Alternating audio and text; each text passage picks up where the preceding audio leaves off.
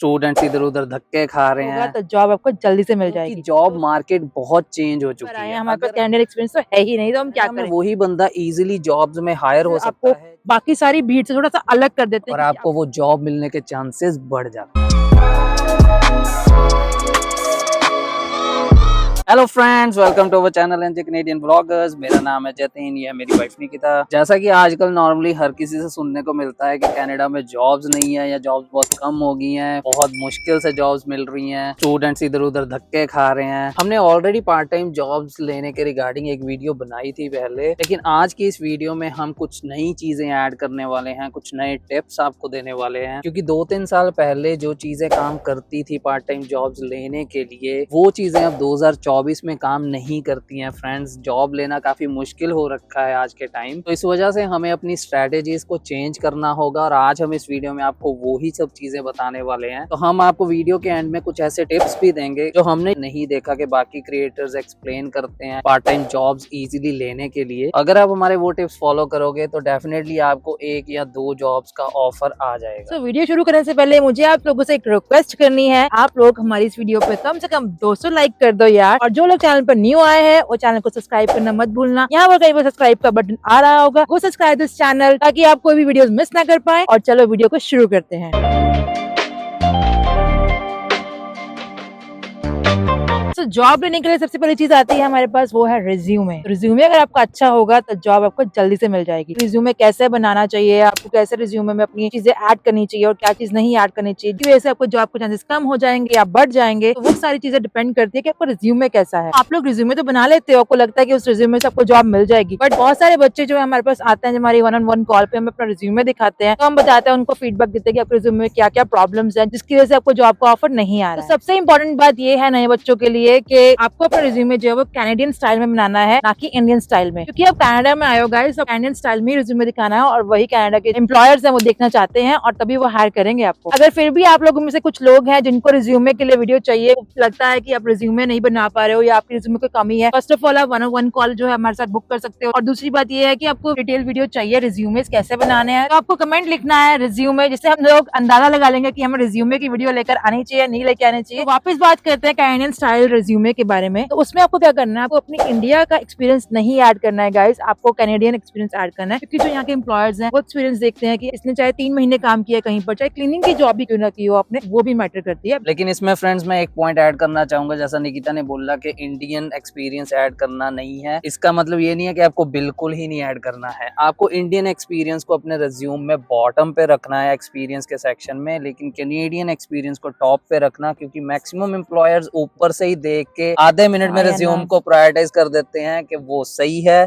या नहीं है। अब बहुत सारे जो नए स्टूडेंट्स आ रहे हैं वो बोलेंगे कि हमारे पास कैनेडियन एक्सपीरियंस तो है ही नहीं, तो हम क्या करें। इट्स ओके गाइस, फिर भी आप हायर हो सकते हो, आप हायर होगे एज अ फ्रेशर। तो मेक श्योर आप वो जॉब अप्लाई करो जहाँ पर लिखा हो फ्रेशर्स कैन ऑल्सो अप्लाई। अब हम रिज्यूम की बात कर ही रहे हैं, तो एम्प्लॉयर रिज्यूम में देखता क्या है? रिज्यूमे में एम्प्लॉयर देखता है 4 चीजें। पहला है आपका नाम, दूसरा है आपका स्कूल, तीसरी आपकी अवेलेबिलिटी और चौथा है मेन एक्सपीरियंस। तो इसमें से 2 जो चीजें है वो बहुत ज्यादा मेन है, एक्सपीरियंस और अवेलेबिलिटी। जितनी ज्यादा आप अपनी अवेलेबिलिटी दोगे, जितनी फ्लेक्सिबिलिटी आप दिखाओगे, उतनी जल्दी आपको जॉब मिलेगी। और एक्सपीरियंस की बात हमने कर ही ली है कि आपको कैनेडियन एक्सपीरियंस डालना है या इंडियन डालना है या दोनों डालना है, जो भी आपके पास है उसके हिसाब से। तो अब हम एक्सपीरियंस की बात कर ही रहे हैं रिज्यूमे में, तो इसमें मैं एक पॉइंट ऐड करना चाहूंगा जिसमें बहुत सारे स्टूडेंट्स गलती करते हैं कि इररेलेवेंट एक्सपीरियंस कभी शो नहीं करना। फ्रेंड्स, जैसे निकिता की एग्जांपल ले लेते हैं, इसके 3 रिज्यूमेस बने हुए हैं आज के टाइम पे भी, जब हमें इतना एक्सपीरियंस हो चुका है, क्योंकि जॉब मार्केट बहुत चेंज हो चुकी है। अगर आप किसी रेस्टोरेंट में सपोज करो कस्टमर सर्विस की जॉब अप्लाई कर रहे हो और आपके पास एक्सपीरियंस एडमिन का है, तो आपको उसको चेंज कैसे करना है? आपको कस्टमर सर्विस का एक्सपीरियंस शो करना है एडमिन फील्ड में। तो अब आप होपफुली समझ रहे होंगे कि आपको वर्ड्स का हेर फेर कैसे करना है, जिसके बेसिस पे आपको जॉब मिलने के चांसेस बहुत बढ़ जाते हैं। तो अभी नेक्स्ट पॉइंट की बात कर लेते हैं, वो है नेटवर्क। सियाने लोगों से आपने सुना होगा, जो कि बिल्कुल सच बात है, कि नेटवर्क ही नेटवर्थ है। बिल्कुल सही बात है, खास करके कनाडा जैसे कंट्री में जहाँ पे आप नए हो और आपको कोई नहीं जानता है, तो जॉब्स लेना और मुश्किल हो जाता है। कनाडा में वही बंदा इजीली जॉब्स में हायर हो सकता है जिसका नेटवर्क अच्छा है, मतलब जो बोलने में अच्छा है, फ्रेंड्स बनाने में अच्छा है, ना कि इंट्रोवर्ट है जो किसी से बात नहीं करना चाहता है। अब आप दो तरीके से अपना नेटवर्क बना सकते हो कनाडा में, एक तो फिजिकली और दूसरा डिजिटली। अभी मैं आपको दोनों तरीके बताता हूँ, जो आपको अच्छा लगे उसको जरूर फॉलो करना। पहले बात कर लेते हैं फिजिकली की। सपोज आप नए आए एज अ स्टूडेंट, पहले दिन कॉलेज गए, आपको कोई नहीं जानता है, तो आपको दिखाना है कि आप एक्सट्रोवर्ट हो, हर किसी से जाके मिलो, अपनी क्लास में फ्रेंड्स बनाओ। आपका स्टूडेंट यूनियन बनी होती है हर कॉलेज में, उनसे जाके मिलो, उनको बताओ मैं नया स्टूडेंट हूँ जी, मुझे सीवी बनाना है या मुझे रिज्यूम आपको देना है। उससे क्या है, आपके लिंक्स बनने शुरू हो जाते हैं फटाफट से, और उसके बेसिस पे हो सकता है कि कोई बंदा ऑलरेडी कहीं जॉब पे लगा हुआ है और उसको आपकी नेचर अच्छी लगी, सिर्फ उसके बेसिस पे ही वो आपका रेफरेंस दे सकता है उस जॉब पे, और आपको वो जॉब मिलने के चांसेस बढ़ जाते हैं। अभी हम बात कर लेते हैं डिजिटल की। तो डिजिटल में क्या है, कनाडा में खास करके लिंक्डइन नाम की एक ऐप है जो बहुत पॉपुलर है, खास करके अगर आपको जॉब लेनी है या आपको बिजनेसेस के साथ लिंक बढ़ाने हैं। तो करना क्या है, आप जिस भी सिटी में हो वहां पे अगर आपको वॉलमार्ट में जॉब अप्लाई करनी है तो वॉलमार्ट के सभी सुपरवाइजर्स, मैनेजर्स, उनसे कनेक्ट करो और उनसे बातचीत करो। उससे क्या है, को लिंक्डइन पे आपकी प्रोफाइल दिखेगी, प्लस आपका बातचीत करने का तरीका उनको दिखेगा। तो उससे क्या है, आपके चांसेस बहुत बढ़ जाते हैं, रेदर देन के जो लोग फिजिकली वॉलमार्ट में जा रहे हैं और अपना रिज्यूम दे रहे हैं। तो नेक्स्ट पॉइंट की बात कर लेते हैं, लाइसेंसेस। तो लाइसेंसेस का मतलब मेरा यहाँ पर ये है कि कनाडा में आपको डिफरेंट डिफरेंट लाइसेंसेस लेने पड़ते हैं, जिससे आपको जॉब मिलने के चांसेस बढ़ जाते हैं। फॉर एग्जांपल, अगर आपके पास फॉकलिफ्ट ड्राइवर का लाइसेंस है, या आपके पास सिक्योरिटी गार्ड का लाइसेंस है, या फिर आपके पास फूड सेफ्टी का लाइसेंस है, या स्मार्ट सर्व लाइसेंस है, तो ये 3-4 लाइसेंस जो है बहुत इंपॉर्टेंट है यहाँ पर, क्योंकि ये लाइसेंसेस आपको बाकी सारी भीड़ से थोड़ा सा अलग कर देते हैं, क्योंकि आपके पास कुछ एक्स्ट्रा स्किल आपके पास है जो आप अपने एम्प्लॉयर को दिखा सकते हो। मेरे पास स्मार्ट सर्व है, मैं अल्कोहल सर्व कर सकता हूँ, या फिर मेरे पास फूड सेफ्टी लाइसेंस है, मैं खाना बना सकता हूँ। तो कनाडा में सारे लाइसेंसेस जो है बहुत ज्यादा मैटर करते हैं। तो मैं आप लोगों को ये भी बात कहना चाहती हूँ कि जैसे मैंने आपको लाइसेंसेस के नाम बताए हैं, जरूरी नहीं आपको सब लाइसेंस लेने हैं। बच्चे करते हैं ऐसा, स्मार्ट सर्व भी ले लिया, सिक्योरिटी भी ले लिया, फोर्कलिफ्ट भी ले लिया, पैसे लगते हैं उसमें गाइस, तो वो करने की जरूरत नहीं है। आपको क्या करना है, जैसे अगर मैं बात करूँ थंडर बे की, थंडर बे के सिर्फ मैं अगर नॉर्थ पार्ट देखूँ तो वहाँ देखूंगी वहाँ सारे रेस्टोरेंट्स है, तो रेस्टोरेंट्स में मुझे या तो स्मार्ट सर्व चाहिए या मुझे फूड सेफ्टी सर्टिफिकेट चाहिए, तो आप वो दोनों सर्टिफिकेट ले सकते हो। जैसे कि जब मैं एज अ स्टूडेंट आई थी तो मैंने सिर्फ सिक्योरिटी का लाइसेंस लिया था, क्योंकि वो बहुत डिमांड में रहती है। जब मैं रेस्टोरेंट में जॉब करने लगी तो मुझे उन्होंने बोला कि आपको स्मार्ट सर्व चाहिए, क्योंकि हम अल्कोहल सर्व करते हैं, तो मेरी जॉब की रिक्वायरमेंट थी तो मैंने वो लिया। हमारा यही एडवाइस है आपको कि आप सारे लाइसेंस मत लीजिए। तो नेक्स्ट इंपॉर्टेंट पॉइंट की बात कर लेते हैं, वो है रिमोट जॉब्स। बहुत सारे लोग इन जॉब्स को कर रहे हैं आज के टाइम कनाडा में। हमने ऑलरेडी एक डिटेल्ड वीडियो बनाई हुई है जो है वर्क फ्रॉम होम जॉब्स कैसे कर सकते हैं और कौन कौन सी ऐसी जॉब्स हैं जिसमें आपको बहुत अच्छे पैसे कमाने को मिल सकते हैं। तो अगर आपने वो वीडियो हमारी मिस कर दी है तो डेफिनेटली उसका लिंक ऊपर आ रहा होगा, वो जाके आप चेकआउट कर सकते हो। यूजुअली हमने ऑब्जर्व किया है कि बहुत सारे स्टूडेंट्स इन जॉब्स को कंसीडर ही नहीं करते हैं। उसका रीजन क्या है, उनका एक माइंडसेट बना हुआ है कि हम एज अ स्टूडेंट हैं और हमें इन जॉब्स में कौन ही हायर करेगा। आपको हैरानी होगी ये जान के कि इन जॉब्स में मैक्सिमम टाइम आपको किसी स्किल की कोई जरूरत नहीं है, आपको कोई आईटी बैकग्राउंड से होने की जरूरत नहीं है, सिर्फ आपको उनका सिस्टम सीखना है जिसकी वो ट्रेनिंग खुद देते हैं। अगर आप रिसर्च करना चाहते हो कि मेरे एरिया में ये जॉब्स कौन कौन सी हैं, तो आप बहुत इजीली इंडीड और किजीजी पे जाके सर्च आउट कर सकते हो रिमोट जॉब्स के बारे में, और आपको बहुत सारी जॉब्स वहां पे दिखेंगी। तो डेफिनेटली रिमोट जॉब्स को कंसीडर करें अगर आप आज के टाइम स्ट्रगल कर रहे हो पार्ट टाइम जॉब्स लेने के लिए। तो नेक्स्ट बात कर लेते हैं लोकेशन की। तो आपको लोकेशन भी चूज करनी होती है और उसके हिसाब से आपको देखना होता है कि आपको जॉब मिल पाएगी या नहीं मिल पाएगी। जो बच्चे आते हैं लोकेशन चूज करके, जैसे कि टोरंटो,